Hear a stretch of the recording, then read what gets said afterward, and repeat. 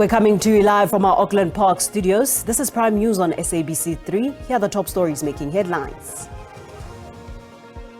When I arrived in the flat, he left me alone. When he left the flat, he said he's going to work. In part 2 of our exclusive tonight, another brave witness has come forward, sharing her experience with the alleged syndicate after an intimate relationship. A man has been killed allegedly after being caught in the crossfire during a gun battle between police and suspects in rugby, Johannesburg. It's a violent judgment, violates the people's rights, violates my children's rights. Students at the Walter Sisulu University say they will not stop demanding justice for slain student Sisonke Mbolegwa, who was shot and killed while protesting at the institution in April.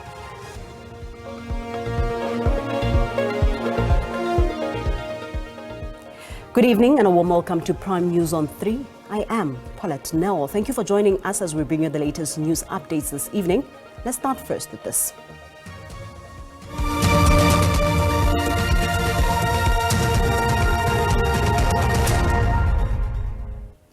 Following SABC's interview in the wake of the fatal shooting of one of the main suspects in the Olorato Mongale murder case, SABC News has uncovered further evidence suggesting that a sinister syndicate may be behind Olorato's tragic murder.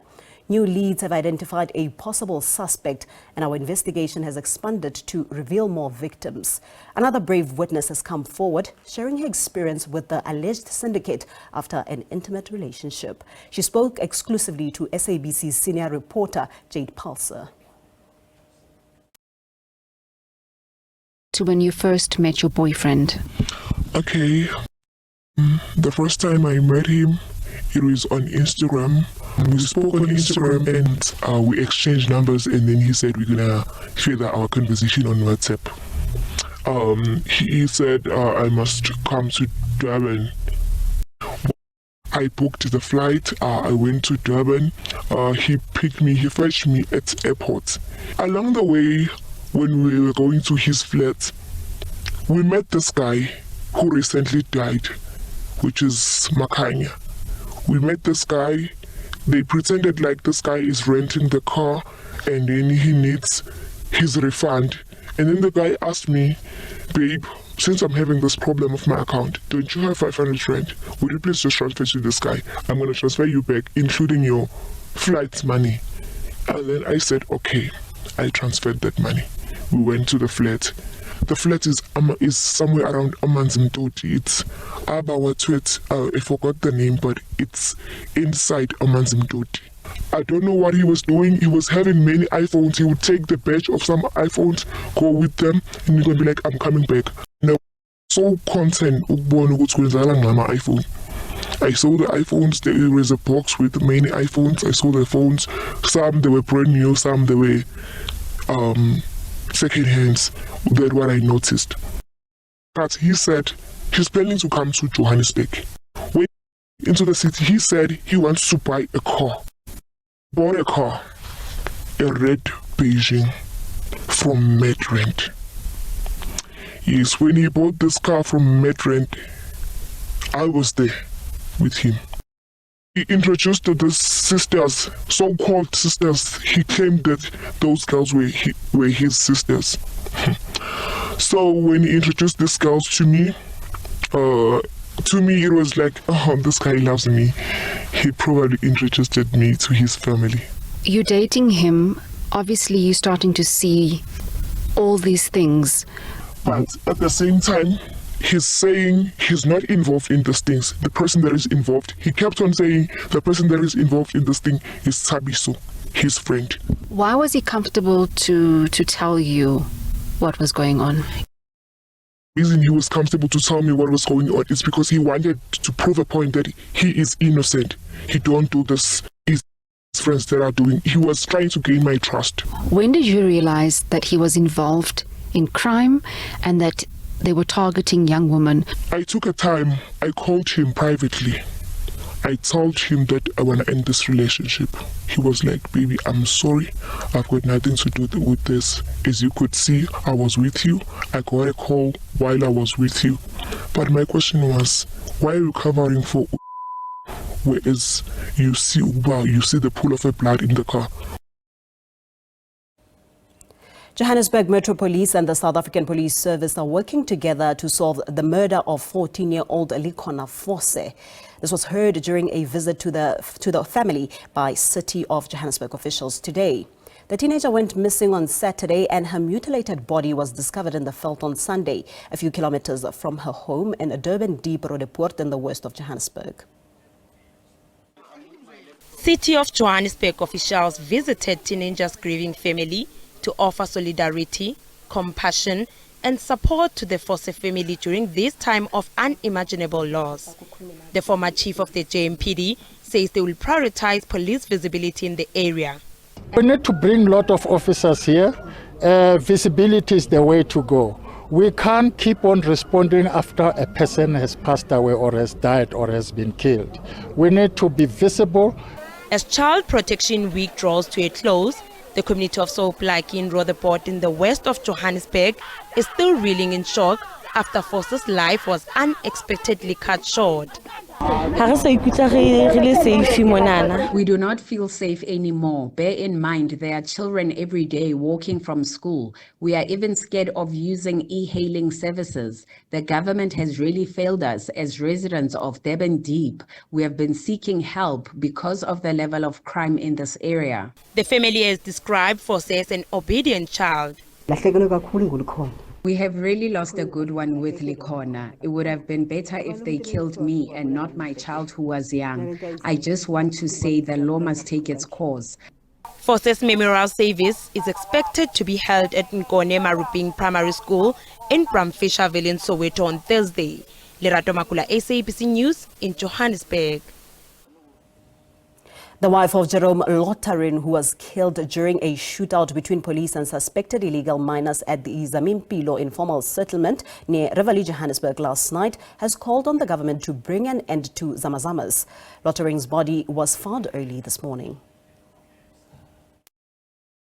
Interventions that we had, there were 48 but in access holes, because those people are getting the access, they dig gold, and then they do 48 of those holes were closed. But the way they close it, it's just a capping. So you cap a hole, then they dig next to that cap. It goes back to normal. So that is the problem, because we need UDMR to come and close whatever shaft that are here. The Department of Minerals, they must come and close whatever that is here. And human settlement from national up until local, they must come here and remove this informal settlement. 4 Walter Sisulu University students have been arrested and 2 police officers injured during the confrontation with the protesting students at the Mthatha campus in the Eastern Cape. Police had to use rubber bullets to disperse a violent protest that lasted more than 8 hours. Standoff between police and students, with police using rubber bullets to disperse the students.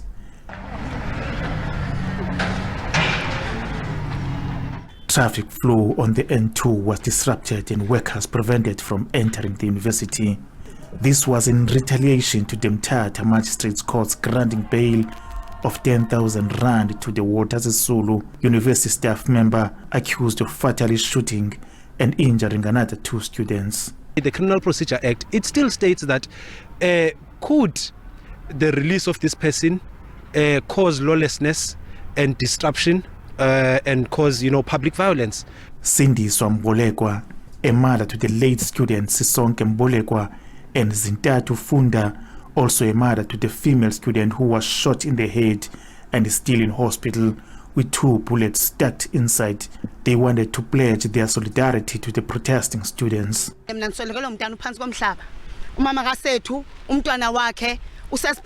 lost my child. He is underground.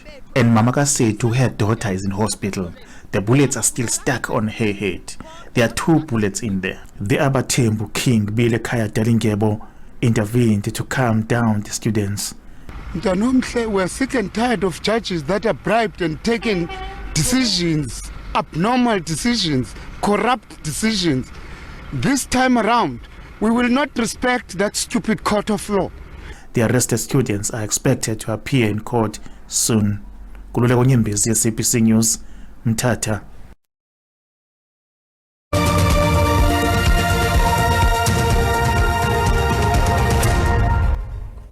Welcome back. Let's continue, starting first with matters in the political landscape. EFF President Julius Malema says Floyd Shivambu's redeployment to Parliament is immaterial and he will not match the leadership of the EFF that is deployed there. His comments followed the decision by the official opposition to redeploy Shivambu from his position as Secretary General to the National Assembly. Bambu, the former Secretary General of Umkhonto weSizwe Party, will return to Parliament.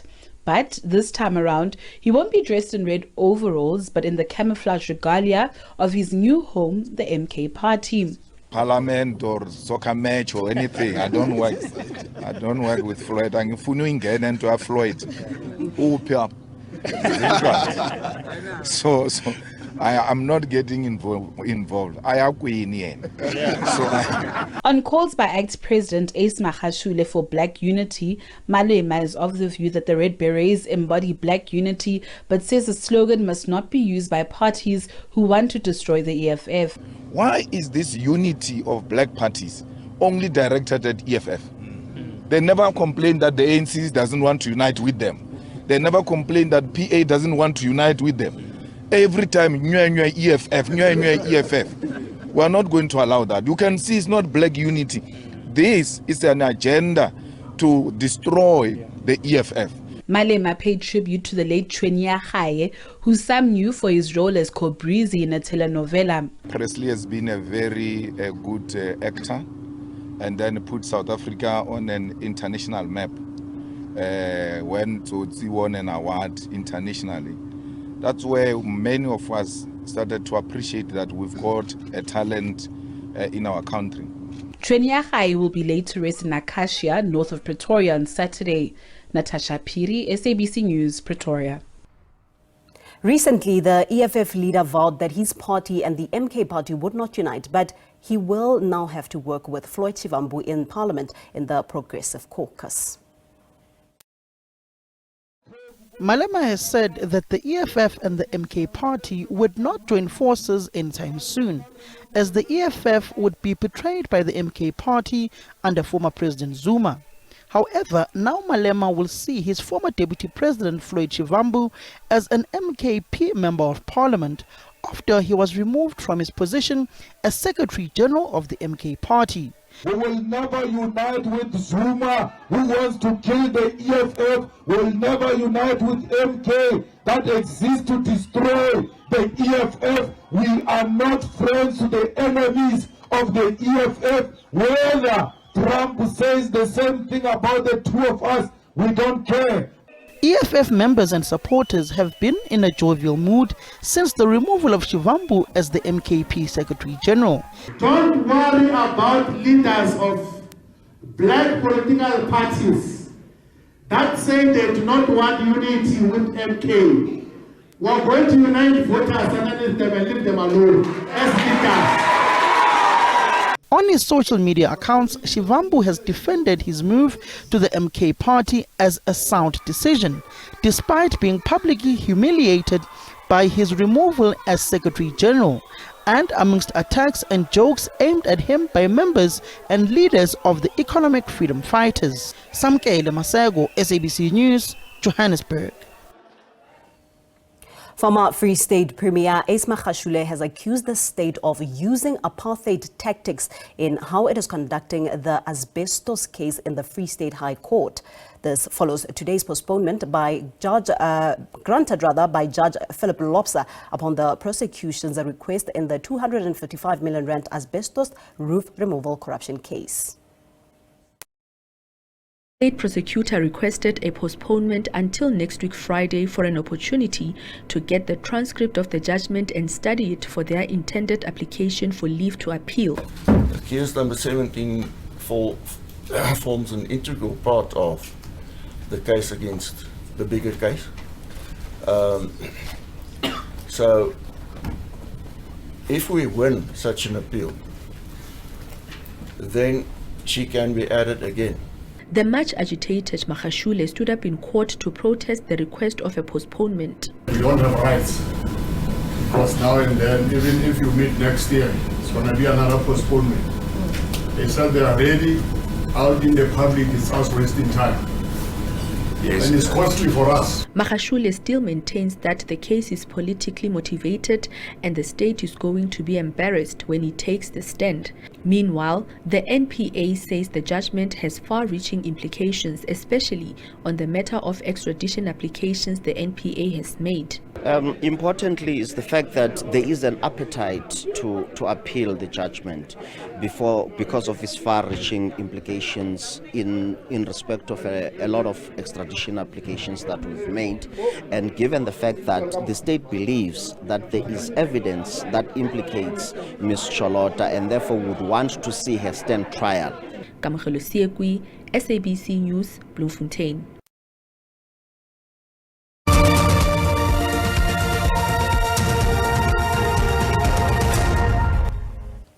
Thank you for staying with us. Now on to this. The Standing Committee on Finance has approved the fiscal framework and the revenue proposals presented by Finance Minister Inoka Dongwana last month. The fiscal framework and revenue proposals were supported by the ANC, DA and Action SA, while they were rejected by the EFF and the MK party. It was back to the drawing board as this committee tried to approve the fiscal framework and revenue proposals again. The fiscal framework includes revenue projections, expenditure estimates, borrowing needs, and the budget deficit implications. Is the 1 trillion infrastructure spending allocation over 3 years or in this current financial year? Because as it is here, it says over the medium term. Is that what it is? Then our position stands, Chair, that we don't agree. The fuel levy is regressive and that it is not pro-growth because the fuel levy dampens consumption, expenditure, and it is inflationary as well. Of course, it comes with unintended consequences as to how do we further mitigate the impact of the fuel. But nobody sitting here says that it will have no consequences. I mean, we'll be lying to ourselves. However, the ANC came in defense of the finance minister's proposals. We are accepting the fiscal framework as tabled by the minister in his budget presentation at ICC. The committee's report and resolutions will be tabled in the National Assembly next week for voting by the House. Ulelani Philip, SABC News, Parliament.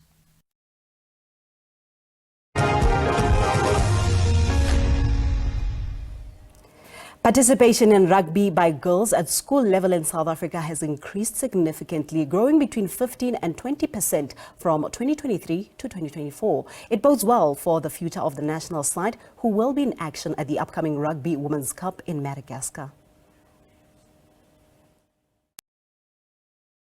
The national team prepared for the Africa Cup in Johannesburg, taking on a men's team from the University of Johannesburg. A number of new players will get the opportunities to showcase their skills as SA Rugby looks to increase the pool of players available for national selection. Lushal Hanekom, a member of the current squad, has first-hand experience of the rising interest in the sport. It's potentially grown a lot. I see it every day. And even in our provincial competition that we played, like compared to when I first started playing the provincial compared to now, how much more competitive the game is gone.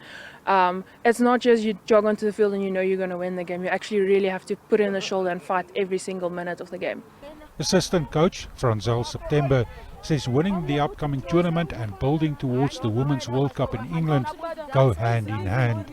I think it's important for us that we go there, we give everyone a proper chance to put a hand up for World Cup. So it's important for us that this Africa Cup, we need to go through this phase for some of the players. And measuring their skills against male players provides insight on what needs to be improved on according to captain Anati Kolo.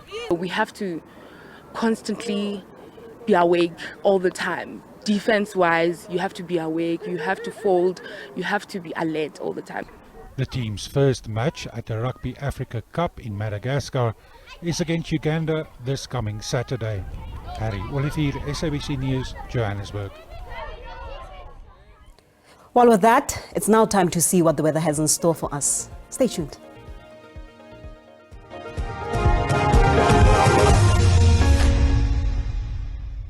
Good evening and welcome. Let's take a look at what to expect weather-wise for tonight as well as tomorrow. It is clear through the central and northern parts of the country. Otherwise, partly cloudy skies over the southern, southeastern as well as the eastern parts, with some light precipitation expected over the northern parts of KwaZulu-Natal into Mpumalanga and the eastern parts of Limpopo.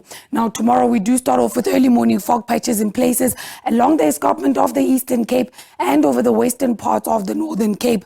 Otherwise, fine over the western parts of the country, partly cloudy skies through the central, northern as well as the eastern parts of the country, with some light precipitation along the coastal regions of KwaZulu-Natal into Eswatini, eastern parts of Mpumalanga and the central and eastern parts of Limpopo. Now, isolated showers and thunder showers are forecast through the central and southeastern parts of the Northern Cape into the southern parts of the Free State and the northern interior of the Eastern Cape. Now, the South African Weather Service for tonight, warning of damaging waves along the coastal regions of the Eastern Cape through to KwaZulu-Natal, and then damaging winds along the coastal regions of KwaZulu-Natal, possibly leading to difficulty in navigation at sea. And that warning for damaging winds still valid for tomorrow along that eastern coastline. Overnight temperatures in Kimberley down to 6, 7 in Cape Town, 5 here in Johannesburg, an overnight low of 8, peaking at 18 tomorrow, Bethlehem and Mbombela 17, Mthatha peaking at 21,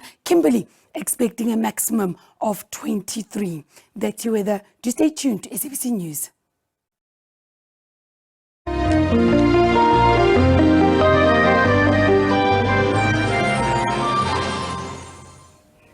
That concludes our time together this evening. Much gratitude for joining us. Until next time, from myself and the team, it's good night and God bless.